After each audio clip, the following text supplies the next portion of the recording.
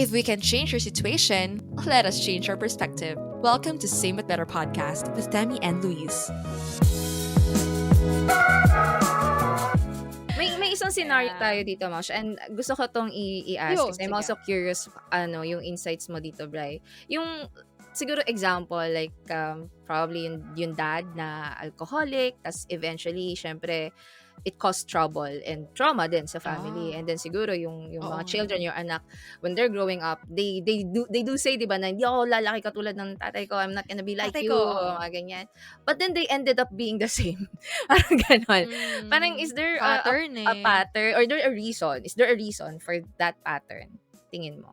Kasi there can be a lot of reasons why the anak, ang konyo the anak, Si Suko anak. nyo. Oo. the child, I adopted that kind of behavior. Pero kasi that could stem from his environment, yung community na meron siya, 'di ba? Or how alcohol is normalized sa community na meron siya, or life experiences. So, and even yung availability yung madali siyang magkaroon ng access. Yeah. So may mga ganong reasons. Pero one possible reason bakit nagpe-persist yung pattern kahit na consciously na hindi ako magiging katulad niya. Yun, on a scientific perspective, yung genetics kasi meron talaga siyang ambag. Actually malaki yung ambag niya to who we are. Kasi minsan iniisip natin, 'di ba, yung genetics, yung mata, kulay ng mata, yung Physical lang. yung buhok, Oo. physical lang. Pero genetics kasi code siya eh. So ibig sabihin, yung whole makeup ng body ng tao, naka-code siya doon. So that would also include yung Okay. tendencies, yung the way yung outlook niya sa buhay. Kaya nga that would explain na some ano ba, dalawang bata na parehas ng environment, parehas ng magkaklase sila, parehas lang naman sila ng environment, parehas naman sila ng ginagawa. Yes. Pero magkaiba sila ng response. One reason Okay. would be genetics kasi magkaiba sila ng Genetics. tendency. So, and hindi lang yun yung napapasa. Maraming studies that would say na even mental disorders can be passed through Yeah. genetics. So, halimbawa, alcoholism, lalo na if it's beyond normal, talagang pwede siyang mapasa. Oh. And sa iba naman, sa ibang, kunyari, sa ibang picture naman ng family, bawa yung tatay alcoholic, pwedeng yung addiction sa anak, sa iba na express. Pero may ganung tendency, kumbaga may tendency to be fixated or addicted to a substance. So that can explain, siguro that can explain why may ganung pattern. And kung on a biblical perspective, yun yung isa sa mga picture ng curses, yung kasi minsan inisip natin na generational curse, kasi inisip natin, 'di ba, na yung generational curse yung parang may sumpa. Yeah. Pero nung ako, as I see it, isa yun eh. Kumbaga yung genetics, isa yun sa mga generational curse. Kasi tendency siya sa lifestyle na being passed on literally. Hindi lang observed, pero as in through reproductive, talagang na napapasa on siya. And yun yung kaya kung titingnan natin yung power ng gospel, kaya niyang i-break even on that level. Sa genetic. Sa ganung level, kaya niyang i-break yung tendency and yung So, siguro yun what I think na one possible reason for that pattern. So parang speaking of sa genetics, so kunwari yung family ng father, it could be possible na naghahanap sila ng other form para lang ma-express yung stress nila, parang mahina sila Maybe that's mag-handle where it stress. So started. parang Oo. they're looking for something na maging dependent on. So hindi siya parang ganun ba yung sa genetics? Pwede. Or- Kasi napapas din yung how, in a way, may part ng code na how Yung sa the brain person function. see parang the ganun. world. Paano how the person see the world. So Ah. ngayon, and nare-reinforce kasi siya sa loob ng bahay. Ng Kasi bahay. hindi, kumbaga, imagine hardwired na sa'yo, tapos yung Meron pang- nature mo ganon, yung nurture mo ganon din. So talagang may enforce siya. Oo. So Okay, halimbawa yung bata na wala naman siyang ibang nakita or na-experience na ibang way para mag-cope ng stress kundi mag-alcohol lang. So kahit na anong Normal iwas, yun. yun lang yung alam niya eh. Yun yung Oo. alam niyang easy na, or yun, na-try niya rin, tas okay to parang ganon. May ganon din kasi siya. So nag-click din siya. So pwedeng dun siya nag-aano, nagfo-fall. Pwede dun siya Okay. mag Na-normalize. Medyo yun yung relate ako Okay. diyan kasi Why? yeah, my dad is an alcoholic. Ito. So yun. Mm. And siguro yung naging effect naman nun sa akin is yun yung linya mismo na hindi ako iinom. Yun yung naging line naman sa akin. Siguro sobrang enlightening lang din nito na sure baka hindi sa alcohol yung tendency ko but I could have tendencies on other things din. Other Oo, things. hmm, yun sa may genetics mga niya. ay sorry kinat kita, pero may Walang walang. mga kilala kasi ako na ganyan. Tapos yung addiction nila work, yung addiction nila Okay. status, yung addiction nila compulsion Relationships. bumili. So, relationship. So, I mean, yun yung Iba-iba siya na-express. broken tendency tsaka yung broken status ng human being to find Mm. things na temporarily that would Complete us, fill satisfy us or in. Yeah. mag-complete. Yun yung madadali, diyan lang yan, punta ka lang Oo. 7-Eleven may alak na diyan, so alam mo yun, 'di ba? Mm. Oy, wag kayong pumunta sa mga nakikinig, We're not Pero promoting Pero alak, pero pumunta kang stating lang yung pumunta kang 7-Eleven, may ice cream doon.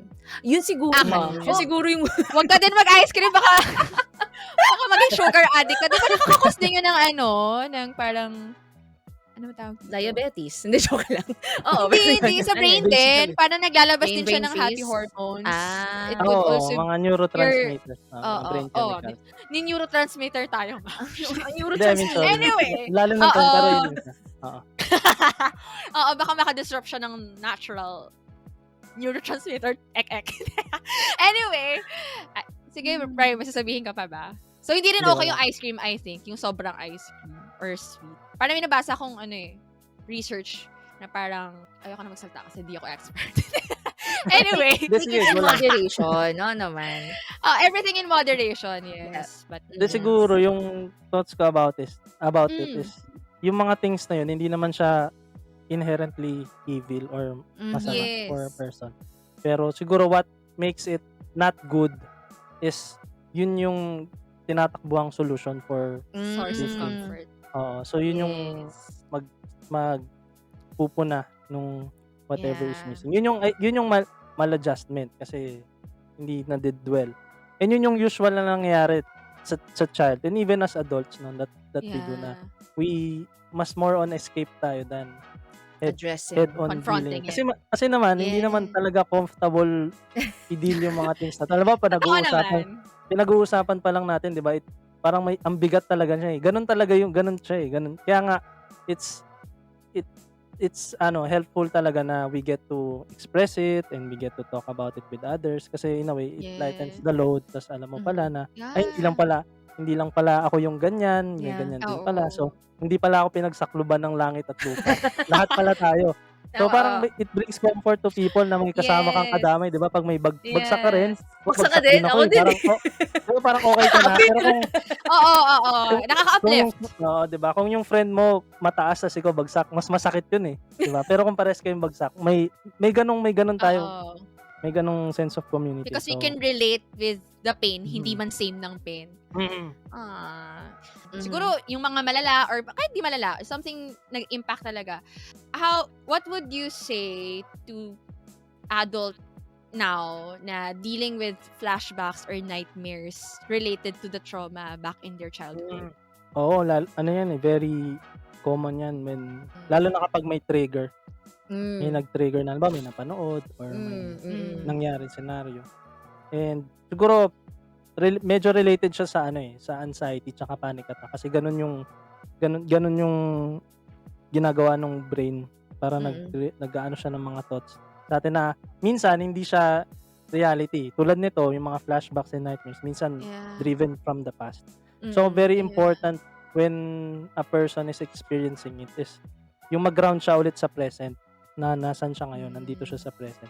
So, i-relate ko na lang din, halimbawa sa panic attack. Kasi may ganong feel may ganong feel na your life is in danger, kaya ka nagkaka-panic attack. Whether induced siya ng maraming tao or may phobia ka na trigger, parang ganon. Siguro may helpful technique kasi na in dealing with panic attack. And I think din siya. Medyo can be used din when may ganon, may mga flashbacks and nightmares. Na una yon, really grounding in the present. Tapos may breathing exercise lang. As in deep breathing lang. Para ma-relax yung katawan. Tapos, yun, yung Familiar ba kayo doon sa 5, 4, 3, 2, 1? Yung sa 5 Hindi. seconds? Narinig niyo Ano na yun? yan? Narinig ko lang siya Sige parang pa. 5 Narinig niyo seconds na ba yan? na breathing, inhale, exhale? Hindi. Ano siya? Hindi. Ah, Joke lang. Hindi. Iba pala, sorry. hindi pero totoo 'yun, yung hinga hinga kang malalim tapos i-hold mo tapos i-re-release mo. Mm. 'Yun, magandang first step. Tapos yung 5, 4, 3, 2, 1 is helping you be grounded sa present. So yung 5, halimbawa, yung 5, hanap ka lang ng 5 things that you see around you. Papangalanan mo siya, halimbawa, sa time na 'yun, may nakikita kang curtain, may nakikita kang mirror, may nakikita akong nakikita ko, speaker, ballpen, Mm. libro. So at least, yun. Tapos yung 4 naman, 4 things you can touch. Ano ba yung kaya kong hawakan ngayon? Ito, okay, table, ganun. So 4 things you can touch. Tapos 3 things that you can hear at the moment. So narinig ko electric fan, naririnig ko kayo, naririnig ko yung kapitbahay. Ganun. Ba? Tapos 2 things you can...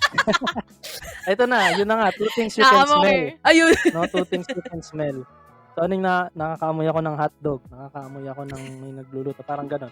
So, tapos 1 thing you can taste. Halimbawa, ano yung nalalasahan mo at this moment. So, again, hindi siya magic cure na pag na-identify mo yung 5 na yun or yung 5, 4, 3, 2, 1. Okay ka na. Pero it would help you be grounded na ito yung present mo ngayon, ito yung reality mo. Wala ka dun sa past, wala ka dun sa traumatic experience na pwedeng napanaginipan mo or nag-flashback sa'yo. Tapos, pag grounded ka na sa present, in a way, hopefully matulungan ka na mahiwalay yung sarili mo dun sa iniisip mo sa future, iniisip mo sa past. Tapos, if you feel like you can talk to someone na, alam mo yun, pag medyo feeling mo na imasmasan ka na, Nakahupa and ka na. you can find someone na available, na someone that would listen, na alam mo na hindi ka i-judge, and hindi ka rin magpapanggap, alam mo yun. Yung kinausap mo, lalo kang dinaw na. Babalik ako sa sana. 5, 4, 3, 2, 1. Oo, safe environment sana yung safe ma-offer ng friend mo. Oo, na pwede kang mag-express. Yun. Express mo lang yung event. Siguro that would be helpful. And ayun, kasi very madalas yun nangyayari talaga to people. Yeah. Minsan may mga nangyayari pa na wala na talaga sa mind nila yung traumatic experience. Tapos for some reason na-trigger lang. Tapos ay shucks, meron nga pala ako ganun. So yun yung mga yung mga parang double-edged sword ng kapag ni-let go mo lang siya, hindi mo siya na-process. Kasi anytime, it can backfire to you na, may ganun na pwede nangyari. So, ayun. I hope that would be helpful, no? Yung ganun. Yeah. Yung ganun. Sobrang ganda nung Ano ulit nung yan? 5. 5 Kasi things parang na you can senses see. siya eh. Oo. Senses. See, Touch. Hear, smell, tsaka taste. hear, smell, taste. Yeah. Gusto ko lang mag-mention kasi parang if you're having mga episodes, flashbacks, parang you feel like even though aware ka, feeling mo andun ka ulit, you're relieving that trauma. And it's actually, gusto ko yung ginawa mo na parang, okay, meron ditong ganito. Kasi pag you're relieving a trauma, naalala mo yung lugar, naalala mo yung dilim, yung pakiramdam, na parang, oo, it all is in your head. Just parang I really like it. To be grounded in the present. Parang hindi na to yung kama na yon, hindi na to yung upuan na yon, meron ka ng polvo ngayon. Hindi na yan yung plato dati. Pwede ka nang magtira. Yung plato na Yung ulam. hindi na yan yung ulam dati. Piling ko iiyak ba ako mamaya pag nakita ko yung plato mo? May kanin. Hindi na to yung dati. Oo. Kasi kapag may traumatic experience, it's so vivid in your memory. Yeah. To the point na parang it just happened yesterday and you cannot dissociate yourself na okay ka na, it happened a long time ago. Kaya, it's really helpful yung Sobra.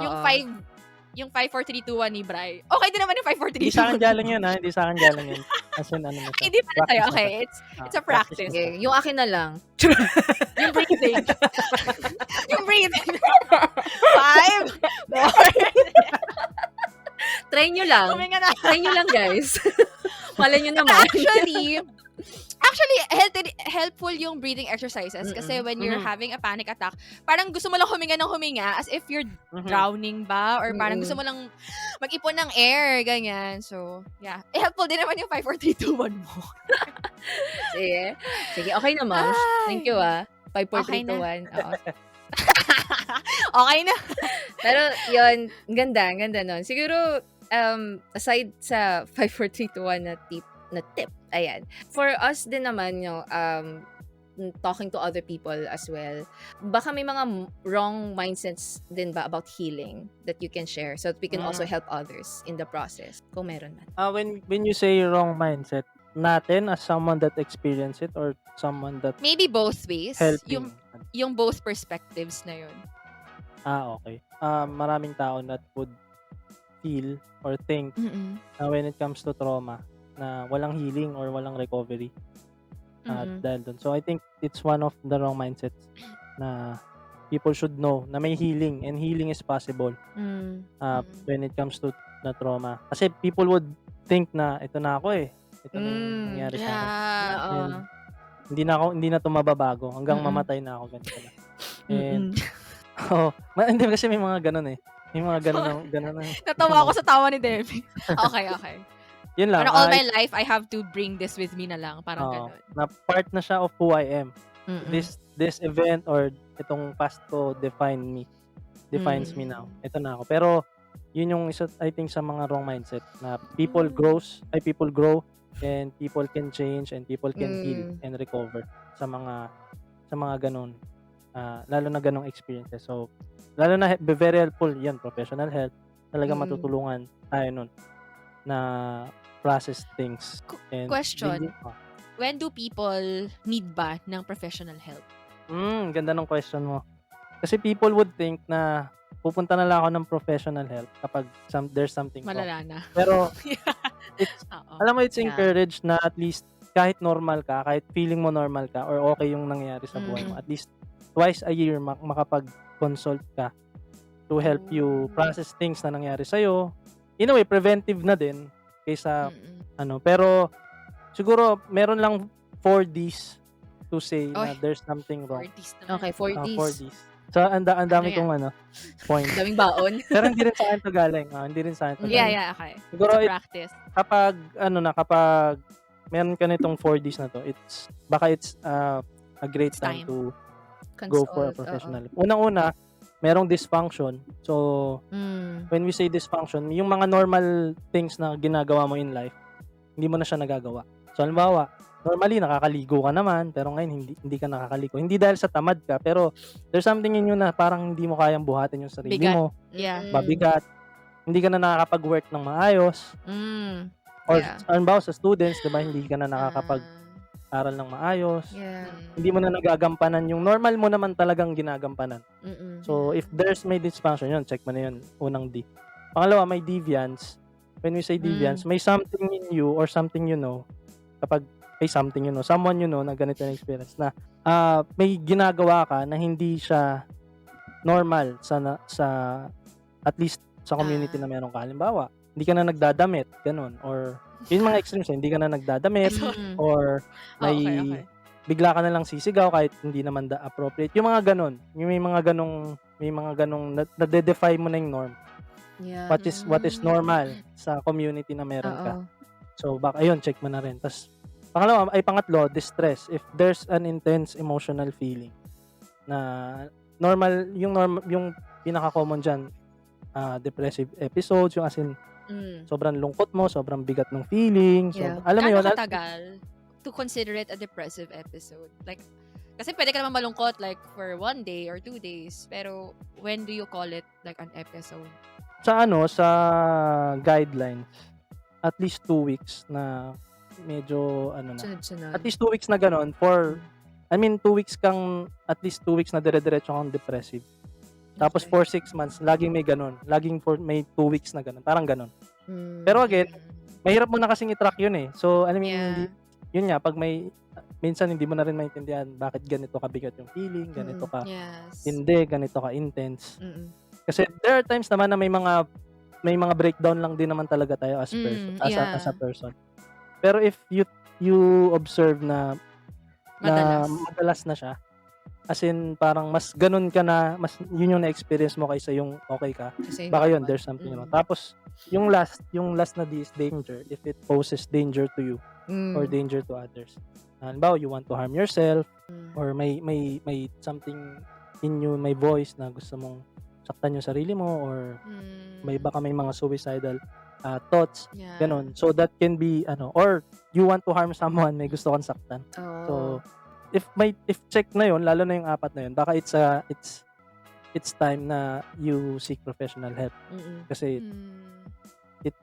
mahirap mahirap kapag hindi naagapan. So ayun again, pero yun nga, we can always go to a professional kahit na hindi Yeah. naman sobrang tindi.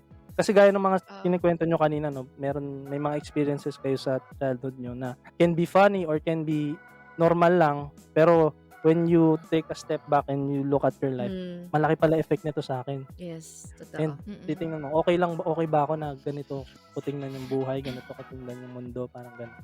So a professional can help you greatly sa ganong area. So yun. Okay. Thank you. Sa perspective naman ng wrong mindset sa perspective naman ng someone who has a person na kilalang may traumatized event. Trying to Kasi help kanina them. parang, 'di ba, the first person is Gusto mo lang. Oo. Unang-una yung practice wisdom and giving advices. Yes. Yeah. Kasi hindi naman natin dine-discredit yung experiences ng bawat isa. Sobrang laki ng tulong nun sa bawat isa sa atin.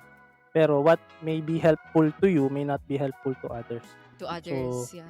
I'm not saying na wag mag-advise, pero I hope that Careful we lang. practice wisdom na Mm. ganito gawin mo, ganun. Pero sana mo, kasi I'm sure gusto lang naman Correct. natin tumulong, no? Gusto lang natin Mm. tumulong sa iba.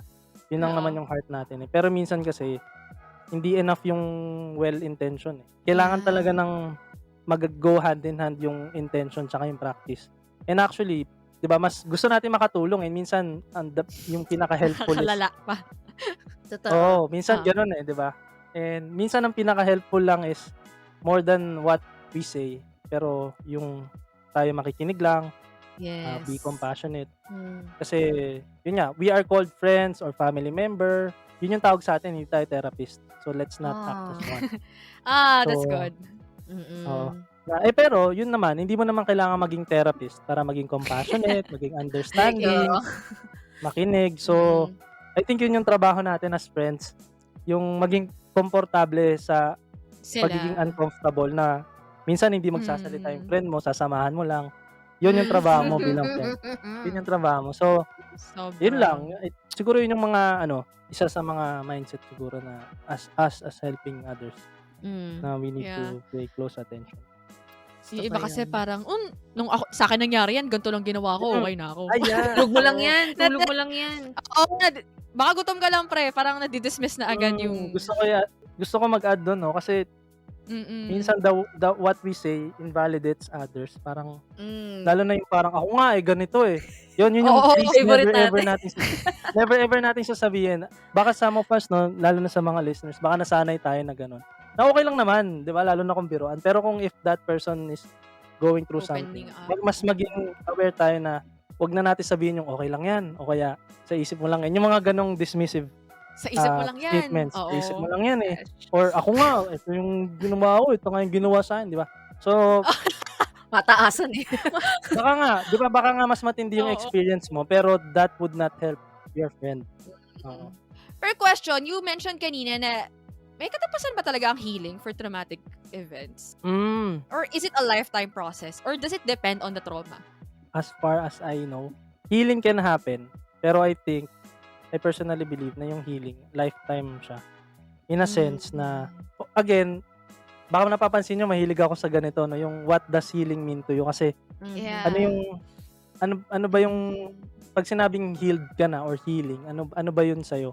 Kasi some of us would think na healing na completely wala na. Pero minsan kasi healing comes in a form na despite these things happening, I can now live my life moving forward. So, pwedeng ganon, diba? Meron din naman na completely, as in, miraculously na clean slate, nawawala. As in, yung galit nila sa person na nag-cause ng trauma sa kanila, as in, wala talaga. So, meron din naman ganon. Again, iba-iba rin siya sa context ng tao. Pero, I think, yung picture ng healing for me, sa akin, is ganon, na despite the things that happened in my past, ito yung kaya ko mag-move forward, kaya ko mag-function well ulit. Makabalik sa buhay, parang gano'n. Wow. Yeah. Sakit na ulo ko. Masakit yung ulo, masakit yung Yeah. puso. Tapos, Oh, Lord. pero ako din, I believe it's a lifetime thing. Like, Mm. I think we all have wounds na parang gusto mo man siyang mag-heal. Mm. Wala na. As in, yung healing in definition nga ni Bryan na parang you can live your life even having that experience. Mm. Pero parang kasing minsan, I don't know if this will make sense. Para kasing minsan, you're okay with that in that season or in that stage of your life. Pero pag nag-move forward ka naman in another because Like, of, bago ulit. may bago na naman na level ng Mm. healing na it's not just because of trigger eh. Pero may bago na namang element na nadidiscover ka na, ay, hindi pa pala siya ganun ka-okay. Parang, Meron pa rin pala ibang part. Magyari in your childhood growing up, okay ka na. Tapos pag nag-college, pag nag-work ka, may iba na naman. Tapos parang sa season mo na, nag-aasawa ka na naman. So parang, ba't ganito na naman? Tapos, nagkaanak ka, may gano'n na naman. So parang, I think, because you're experiencing new things, parang, you're gonna also experience new level of healing as you go. I see. Does it make sense? I see. Oo. Oo. Ayun.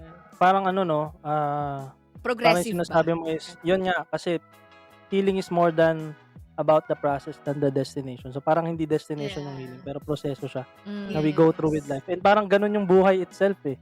Parang us continually healing from something. Kasi araw-araw naman may sin, araw-araw na may hurt, araw-araw na may struggle. So araw-araw may healing, araw-araw may grace. So kaya lagi siyang Thank you, process. Oo. Siguro kung healing as a destination, siguro yun, nasa langit na tayo lahat. So, Bye-bye. Totoo. Kasing Thank perfect. you, Lord. I resonate with you on that, Ma'am. I think recently I have conversations and with people who lost someone and may ganyan silang perspective nga na parang they wanna go through the healing season, and then we kind of realize na nga no, kahit na ako I lost my dad like 10 years, pero iba pa rin kapag inaalala ko siya. Akala ko okay na. Pero kapag Father's Day, pag birthday niya, di ba, parang, tapos pag may Masakit nakita pa ka rin. na naman, parang iba pa rin, hindi siya like completely na emotionless. Oh, wala. Oo. So, Yeah. but then, na-appreciate mo pa rin eh, na maalala. Oo. Yeah. Ayoko Parang, siguro last na lang. Siguro, sa akin, personally for me. Wow, lahat na lang sino. Sa akin, personally, for me, to myself. Ito perspective ko lang. Hindi na natama. Hindi, parang sinasabi lang sa akin ni God, every time that I think I am okay, parang, tas iyan na naman, may something na naman na, parang, ito na naman, Lord, di pa rin matapos to, tagal-tagal na nito. Parang you will just tell me na, anak, to me, it will never be done. Parang, you will remain undone to me. Kasi parang hindi ako mauubusan ng reason para bigyan ka ng grace. Because there's always something that I will work on you because I love you. Parang, undone lang yung word sa akin. Kasi parang, feeling mo, pag healed ka na, fixed ka na. Fixed na ako, wala na problema sa akin. Yeah, pero there will always be something in you that you need the Lord Magde-depend to ka pa hold rin. you. Oo. Even nga sa sinabi mo, parang even grief, akala mo, okay ka na, kaya ko na, matapang na ako. Pero, hindi. Ayun lang. So, sige na, may tatanong ka, diba? Nakatlong May kita. tatanong pa lang. Ang dami na natin tinanong. Kaya mo pa ba, Bryan? Sige lang, game lang. Sige lang. Baka natatang ka na namin. Baka natatraumatize na natin siya. Sabi ni Bray, last ko na to. Hindi, joke lang. Ayoko na mag-guest sa podcast. Hindi, sige. Siguro yung last na nga ba talaga? Hopefully our last. Yeah, last question, Bray. Marami na tayong natanong about someone discovering their childhood pains. How do they start? Siguro, what's your ultimate advice to those people or to someone na currently they feel stuck with their traumatic childhood and they don't know where to go? Meron ka bang ma-advise sa kanila? Yeah. Or given that they already acknowledged it, Yeah, how do did they all the things that move forward? Siguro share ko na lang ng quick yung what I always share when it comes to dealing with mental health or responding to mental health. Acronym ulit. ABCD lang para madaling matanda. Hindi ka. dami na matatandaan dito. Oo. Sige, Nag-notes naman si ABCD. Demi. Ang ganda ako. Yung ABCD lang. Okay. Para kasi we kasi 'di ba we hope na meron tayong after this podcast or after talking about it okay na o ganun, pero hindi kasi ganun yung buhay. Parang talagang after natin dito balik tayo sa buhay natin after na. So yun, hindi naman to miracle, steps, pero doable steps lang. ABCD, yun. Nasabi ko naman na yung A kanina, acknowledge. Kasi Acknowledge. it's very important to acknowledge your emotions, acknowledge your present, na Mhm. present, ito yung buhay mo ngayon. And Yes. acknowledge the things that you have control. Kasi most of the time, or usually, no, the reason why we get too frustrated in life is we try to control the things we have no control. So, Yeah. yung picture nun, minsan, people, di ba, we Mm. try to control people, circumstances, Mm. outcomes, or even life, or even yung past nga natin, di ba, gusto natin kontrolin. Yeah. When in reality, hindi talaga. Mm. So, the only one na meron tayong control is ourselves, yung sarili natin. How we see things and how we respond. Mhm. So, kaya very important na ma-acknowledge natin yung emotions natin, or ma-acknowledge natin yung pinagdaanan natin and yung present natin. Kasi mag-ground tayo doon na ito yung sakop ko. Dito ako. Ito yung meron ako ngayon. And hindi ko business yung mga iba pang mga bagay kasi wala akong control doon. True. Nakakapagod kaya yun, yung gusto mong i-attendan lahat. Kasi feeling mo in control ka sa lahat. Nakakapagod yun. Burnout ka talaga. So, yun, very important na acknowledge. Yung B is being in charge. So, since meron lang naman tayong control sa sarili natin, let's be in charge dun sa things na meron tayong control, yung sarili natin. So, kasi, di ba, yung mental health crisis natin, kahit trauma or kahit alin pang mental health crisis natin, maybe not our fault, pero yung mental health natin yung responsibility natin. So, hindi natin siya fault, pero it's our responsibility. Walang ibang tatrabaho ng mental health mo kundi sarili mo. So, you have to work on it. And kasi when we say work, baka minsan isipin, nakakapagod naman, daming kailangan gawin. Kaya nga, kailangan mo talaga ma-acknowledge, saan ba ako may control? Kasi doon lang ako magiging in charge. Kaya very important na maging in charge, but be mindful. Kasi maging mindful tayo saan tayo in charge. And also, be in charge, pero be patient. Kasi minsan, may mga changes in life na That's good. gusto nating solusyonan na in a way nasusolusyonan naman natin, pero may times talaga that we would fail responding. Pwedeng mag-ano tayo. So, minsan magiging hard tayo sa sarili natin na ano ba yan, dapat alam ko na to. Dapat alam ko na to. Yes. Lalo na as an adult, 'di ba? Yun yung mindset natin na ba't hindi ito yung ginawa ko, dapat alam ko na. Bakit ganito ako? Tapos yun, minsan mag-system na siya kasi nung bata ako ganito, parang gano'n. So, importante na as being in charge is we become patient sa sarili natin at first na this is a process. So, since it's a process, may times that we would fail. Pero ang aim natin is not perfection, but progress. So, ang importante, nagpo-progress. Kahit little by little, nagpo-progress tayo. So, yun yung B. Correct. Tapos C, ang dami ko sinasabi. Yung C, Ganda nga eh. hindi na daanan naman natin. Yung C naman, connect. Yun, very important na we get to connect with people. Kasi Yes. Please. while our mental health crisis is our responsibility, we don't have to do it alone. So I hope we have this community na kahit few good people, hindi naman kailangan lahat, no? Lahat ng tao accountable tayo, lahat ng tayo connected tayo. Kasi ako personally hindi ako ganoon eh. Nakakapagod din yun So, Ma-overwhelm ka na nakakapagod dyan. din yun, di ba? Mapa-overwhelm ka Oo. din. So, few good people lang na you can share your life with. Pwede kang mag-express na, alam mo yun, yung people na comfortable ka maging ikaw. Na hindi mo kailangan mag-pretend na strong, mag-pretend na ito ka, di ba? May mga ganong kasing relationship tayo eh, di ba, na sa buhay na sa lens na to, ikaw yung hot mo, ikaw yung strong, ganon. May ganon. Yes. So, di ba? May ganon naman talaga. Agree. Hindi yun masama. Yes! Hindi yun masama. Di ba? Pero I hope we have those people na, alam mo yun, yung peer level na, ito ako, ito yung purest of me. So, I can offer. So, yun, connect. And part of connect is, yun nga, seeking professional help. Kasi nga, hindi naman din therapist yung friends natin, yung family members. So, answers would not come from them. Actually, answers would not come din naman sa professional. Pero professional people can help us process Find them. yung as in designed for us. Kasi yun yung trabaho ng mga professional. Tulungan tayong iproseso na fit sa atin, sa experiences natin.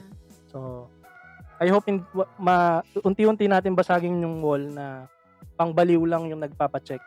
Kasi hindi. Kasi pag hindi tayo nagpa-check, baka doon tayo mabaliw.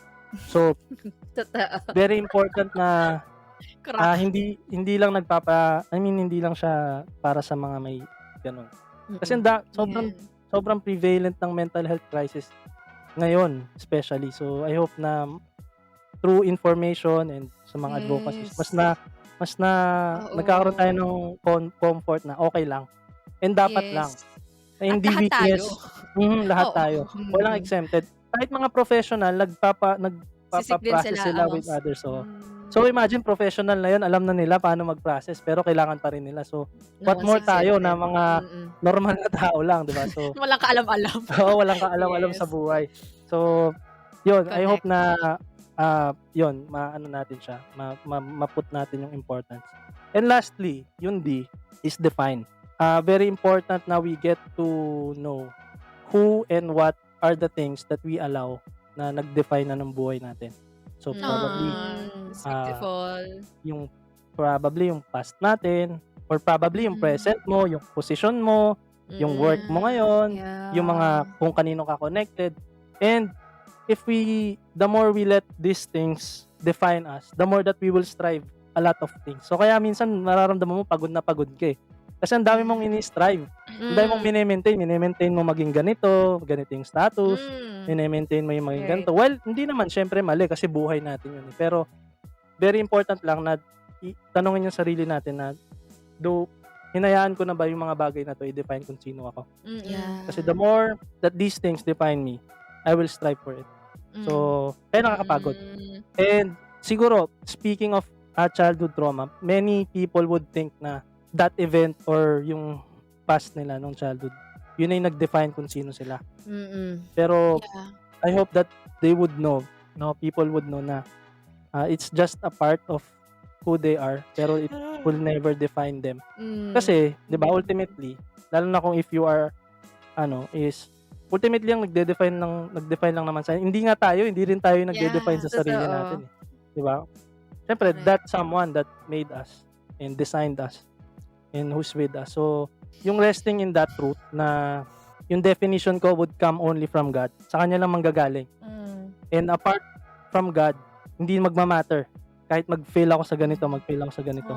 Kasi alam ko, kahit anong mangyari sa buhay ko, isa lang yung magde-define sa akin, yung nag-design sa akin. So, Wow. ayun lang. Kaya, siguro yun lang yung what I can advise.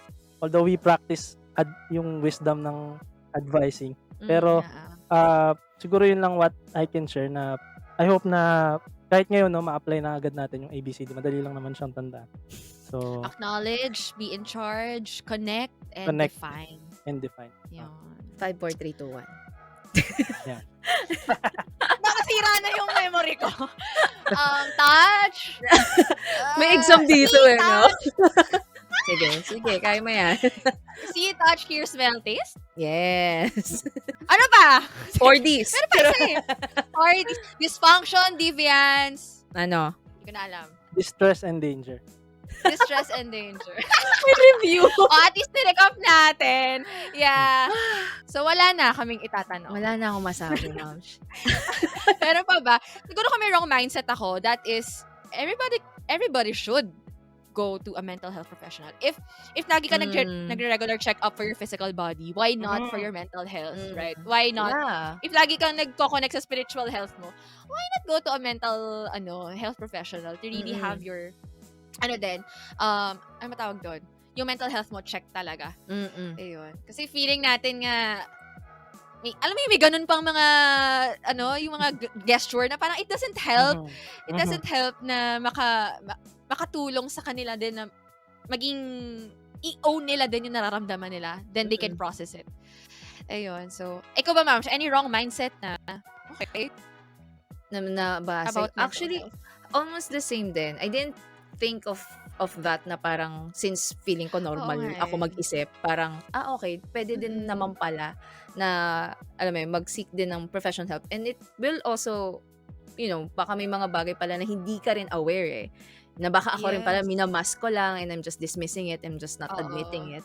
So, very, very helpful yun. Saka sobrang dami kong take away Yeah. kay Bri. Siguro pinaka-favorite Yes. ko talaga is that yun nga, na yung mental health natin, it's our responsibility. It may not be your fault, but it is your responsibility. So, siguro sobrang tumatak lang din sa akin yun. Kasi nga, we let others define us. Pero, ayun, Yeah. babalik lang din talaga siya. Ang galing nung sabi niyo, babalik lang din talaga. Ultimately, si God yung nagde-define sa atin. And, Yeah. And ang sarap mabuhay kapag alam mong there's a bigger, greater God that actually wants to love you and wants to take care of you.